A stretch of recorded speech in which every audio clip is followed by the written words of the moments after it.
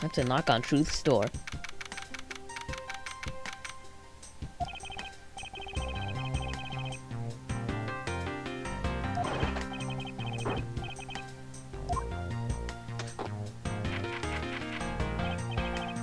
Looking good. You there. Take good care of this.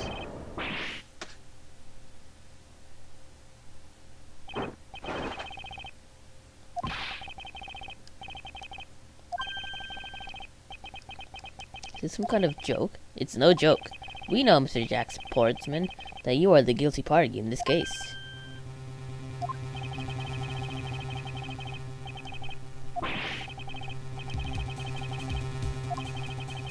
You intend to hide your crime under the guise of a prosecutor doing his job. I can see right through that, the unsightly, paper-thin mask that you wear upon your cowl. Is that how you say that? Cowl? Cowl? What do you cowl? We've got you now, Simon.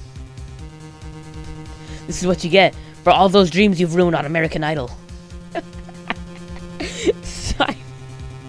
Simon Simon Cowell. Yep. Whoever thought it would come to this. Actually, come to think of it, your mentor was Manfred von Karma, right? They finally mentioned him. Well, no, they mentioned him in every single game. In every game in the trilogy. Right? Yeah, they mentioned him in Trials and Tribulations, I think. Exclamation point! The legendary prosecutor who never lost a single case for 40 long years. Until Phoenix Wright defeated him twice. Everyone forgets the first time. But there was always this.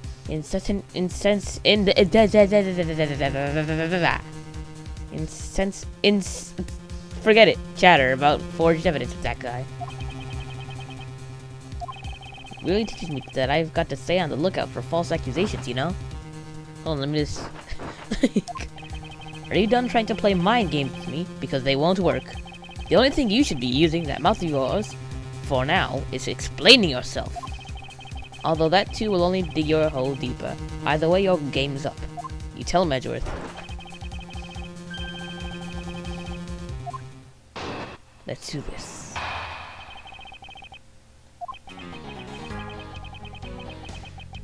I have no idea what sort of harebrained idea you have in your mind, but there's a mountain of evidence that points away from me being the culprit. Besides, how may I ask, do you propose I unlocked your door and got in here?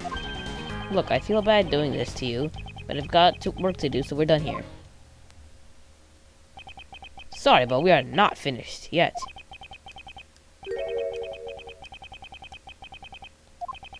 I'll show you what I'm basing my accusation on with evidence. Rebuttal.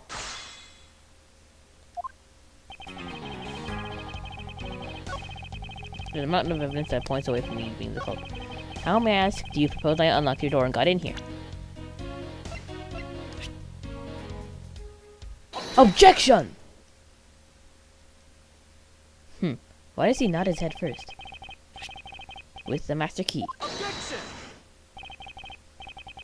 Wait, hold on for a second.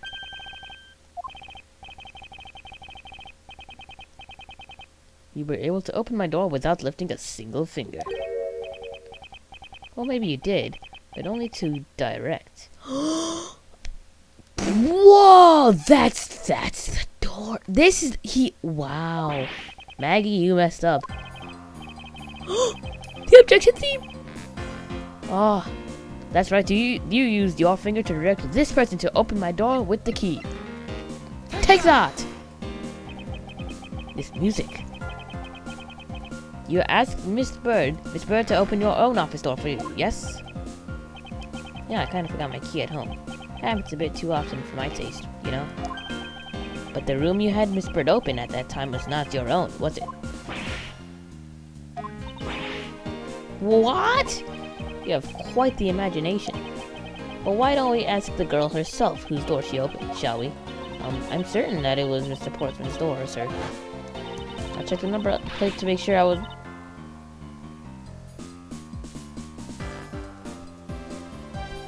Really, they spend so Yet, what if you had misled her, to fool her into thinking what you wanted? By switching the number plates on our doors. Furthermore, you then used one other thing to give a very strong... Are there no security cameras in this building? They should have seen him switching the plates. One other thing to give a very strong impression that the door she was opening was yours, and not in fact mine. That's it! That's it! Take that! My mouse wouldn't click. Kinda ruined the moment. It's quite the peculiar fixture in any hallway, let alone a hallway in this building. Which is why it left a usually strong impression. Wait, what? Is that? Wait, what? Which is why it left unusually and... Wait.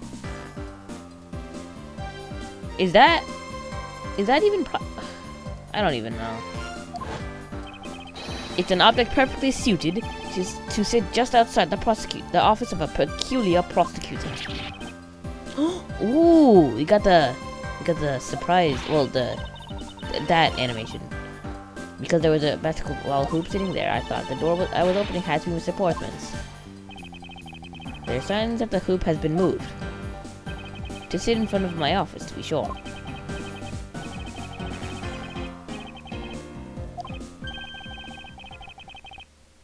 Little off the racetrack. Conjectures rebuttal. Now you're just spouting nonsense. I had the girl open my office door. After that, I was in my room the entire time. You don't have a single reason to suspect me.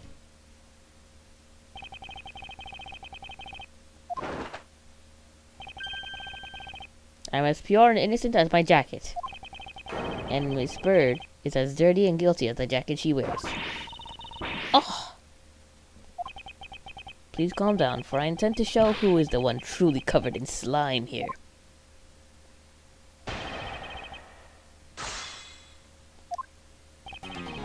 Spouting nonsense. I had the girl open my office door. After that, I was in my room the entire time.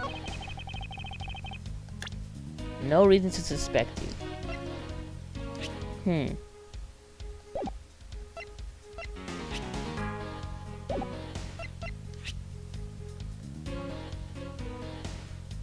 Well, I guess this, right? Objection! Nope. There's a large flaw in your logic. Nothing. Let's move on.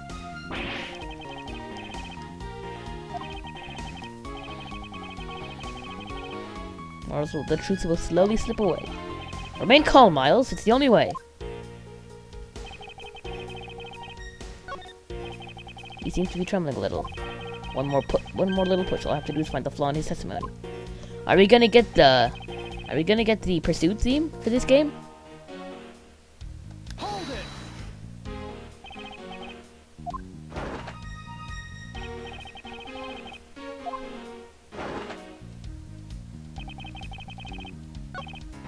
Hold it.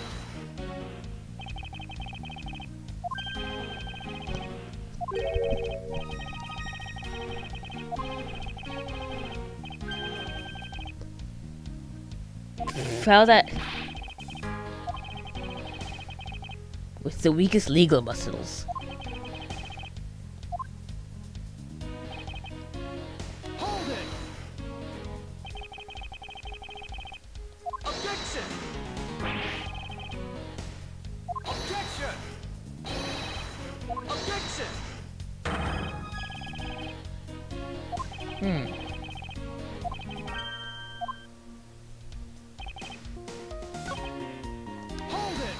We need something.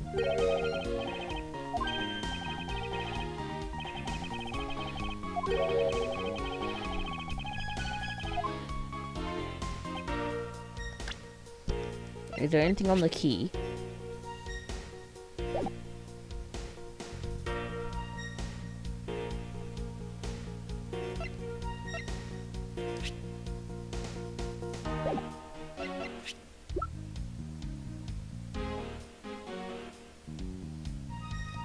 Oh. Oh.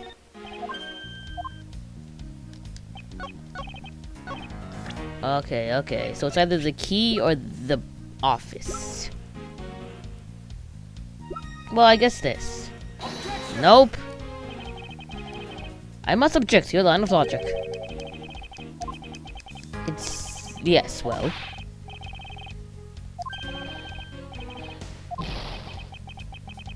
How did I come to this? Calm down, Miles. Listen carefully and think everything through a bit more rationally. It must be the key, then. What?!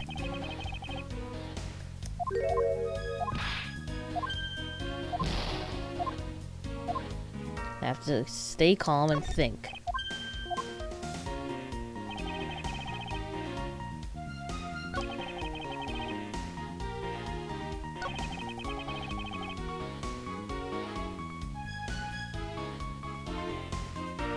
After that, I was in my room the entire time.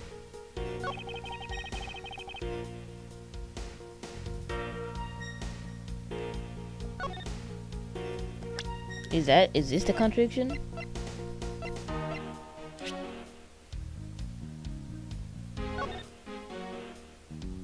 Oh.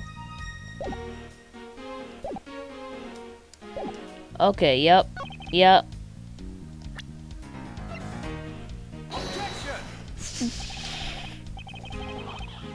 It would behoove you.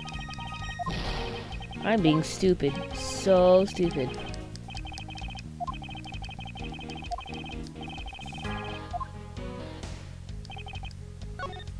Alright, I was in my room the entire time.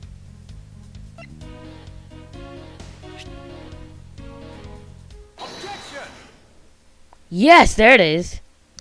Right, because he said that, okay, you're out, so that was a lie.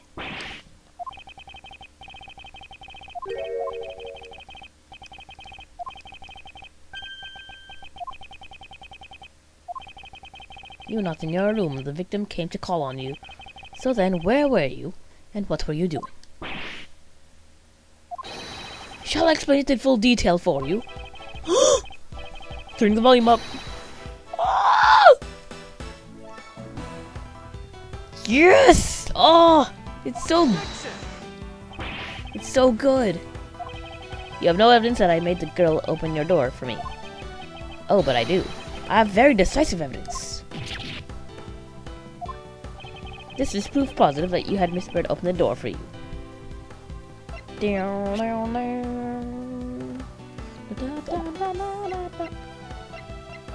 Oh yeah, I forgot. I guess I've heard this before? Oh yeah, I have. Oh yeah, I just remembered that I've heard this before. I was just singing along to it.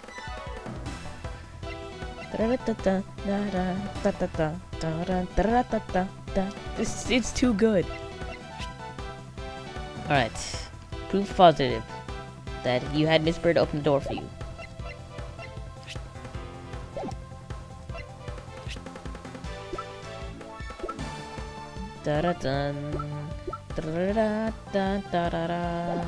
Is it this? Take that! Yes, your door does it for Prince. Come on, I bet you didn't find anything. Sure, good at wasting time. You're right, I didn't find anything. And definitely not Miss Bird's fingerprints. Let's put it this way. If she really was the one who opened your door, then her prints should naturally be on the doorknob she touched. Further, all of the prints on my office door's knob have been wiped clean off. I can only assume it's because Miss Bird's fingerprints were on it. Don't you think it's time you gave up your charade? We know you stole... Wait. Oh, there it is. First typo of the game. We found it. Yay. We know you stole into my office with the intent of stealing something from me. And Detective Faith found you out. Possibly because he heard sounds coming from a room whose occupant was on leave. Mr. Portman, you killed Mr. Faith to silence him. And I had the misfortune to return when I did. You had to threaten me as you escaped. As I said when you had the gun to my back, no one gets away with committing murder in my office. Is it it? Is that it? Are we done? Did we do it?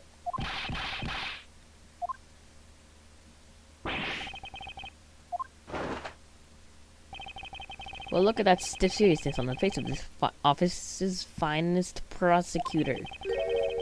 As he makes a huge mistake in accusing me, it's simply too much to bear. This is something else like it in the world. You're the murderer! Stop trying to be slippery and just admit to the crime already. And as I said earlier, it's also circumstantial, so full of conjecture. You say you checked my doorknob for prints. Well, I can readily confess that I had wiped that knob down well. I'm a little obsessive compulsive, you know. I didn't want it to touch the doorknob that you had touched. Which is why I wiped the knob down as soon as I could after you opened the door. After that, it makes perfect sense that only Jim's and my own prints would be there. Furthermore, as for the note Jim left for me, do you know exactly when that was? For all we know, he could have left it there before I arrived at the office. Like early evening, for example. Even geniuses fail at times. I was probably too preoccupied by work-related matters.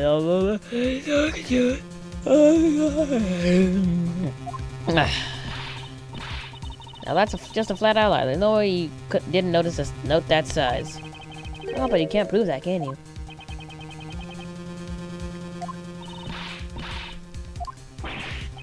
Portman makes a good point. I can't prove that he didn't simply overlook it.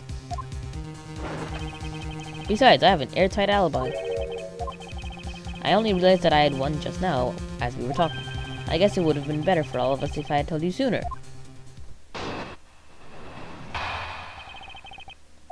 If my memory serves, you came back to this office at around 2 a.m. And it was then that you had the unfortunate confrontation at gunpoint with the culprit. But at exactly that time, I was down in criminal affairs. Ask around. I'm sure the other detectives will corroborate my story. It's the perfect alibi. Like I said, I don't care. Ask around all you like. You'll see for yourself. Detective Gumshoe. I'll go check out his alibi, sir. Be right back. I think we're in trouble. It's just that, like Mr. Portsman said. The guys down in criminal affairs said they saw him at around 2 a.m. All of the evidence points to him being the culprit. So there must be a contradictory point in his alibi somewhere.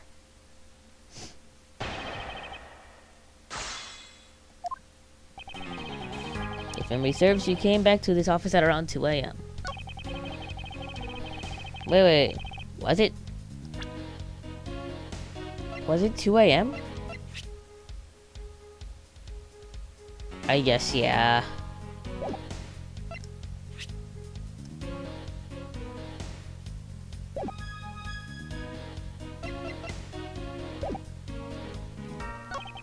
But at exactly that time, I was down in criminal affairs.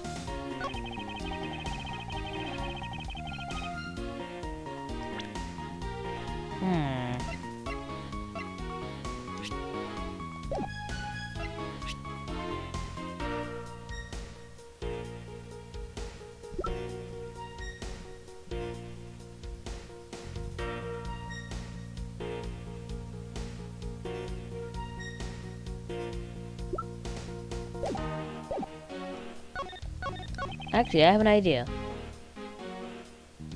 Hold it!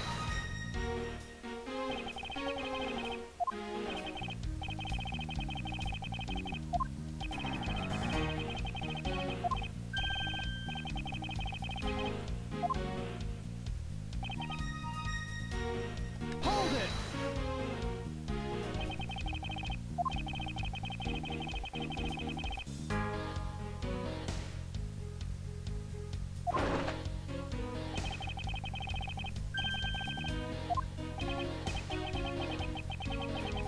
Objection!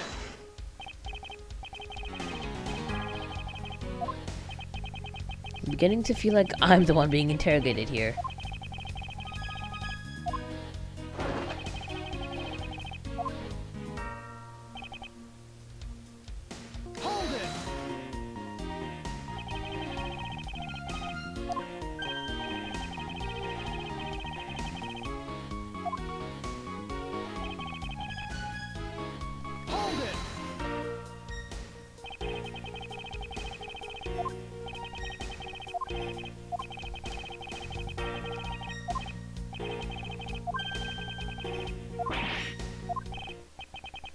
He actually does have the perfect alibi. What? There actually isn't it? What? And I was about to look for a contradiction.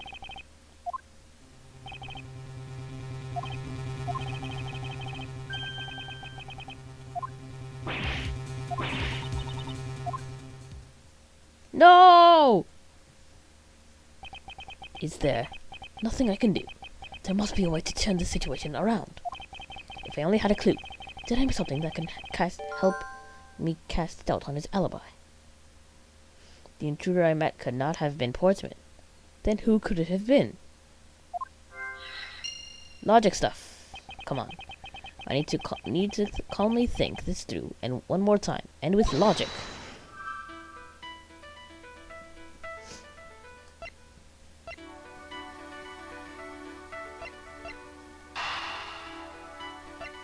That's a connection, right? If there's another person, then there's another gun.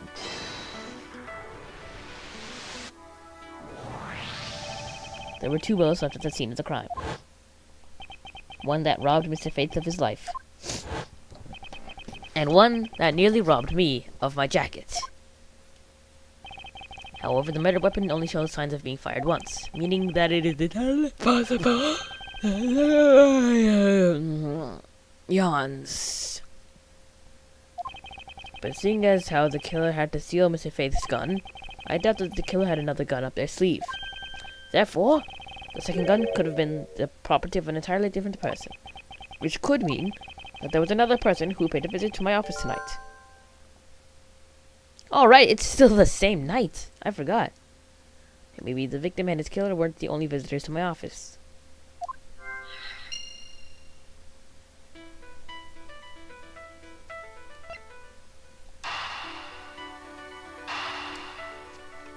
Here we go! And... Blah! Supposing that there was yet another visitor tonight. Wrong button. That would also resolve the issue of why my shelves were upended twice. We know that the shelves were disturbed once before and once after the murder. So it shouldn't... This British accent is so fun. So it shouldn't be much of a stretch to think that it was the work of 2 different people. Once by the person who stole the victim's gun, and then killed him with it. And once again, after the murder, by our second culprit, who was the owner of the second gun. If we suppose that the second culprit's gun was the one that was pointed at my back. Objection! Mr. Portsman, it seems that I need to amend my assumptions regarding this case.